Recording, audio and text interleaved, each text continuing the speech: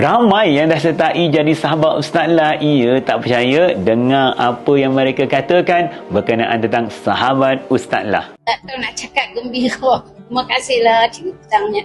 Memang tahu juga Ustaz lah. Kata doa Ustaz, Alhamdulillah Cik boleh bangun solat.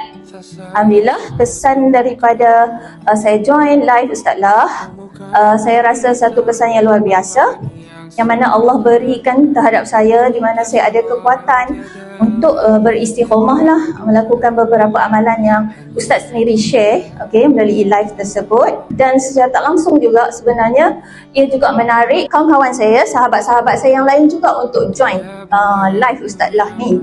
Bermula daripada kesan yang saya rasa saya sharekan dengan diorang, dan diorang juga turut dapat rasakan kesan yang saya dapat daripada join live pembacaan Al-Waqiah bersama Ustaz Lah. Pagi-pagi sebelum ni saya baca Al-Waqiah tu jarang-jarang.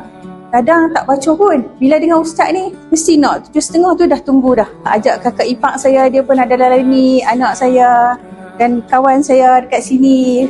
Ramailah yang join Ustaz Lah. Sebelum ni, baca Al-Waqiah tu saya baca, tak boleh hafal. Walaupun baca sendiri saya tak boleh hafal. Tapi sekarang Alhamdulillah, saya boleh hafal. Terima kasih sangat-sangat Ustaz jumpa Ustaz, jumpa kawan-kawan semua yang mengambingkan doa. Alhamdulillah, selepas saya join pembacaan Al-Waqiah setiap pagi, hidup saya setenang, saya dapat banyak manfaat dari situ. Kalau sehari tak dapat join tu, dia rasa macam tak lengkap hidup tu. Dia dah jadi macam suplemen lah, vitamin untuk saya setiap hari kan. Setiap hari akan tunggu live Ustaz. Dia daripada 1 juta selawat sampai ke Waqiah, Al-Mulk. Lepas tu sekarang pula 1 juta Al-Quran. Saya terima kasih dengan Ustaz kerana bagi kami peluang untuk dekat dengan Allah. Tunggu apa lagi? Join kami sekarang.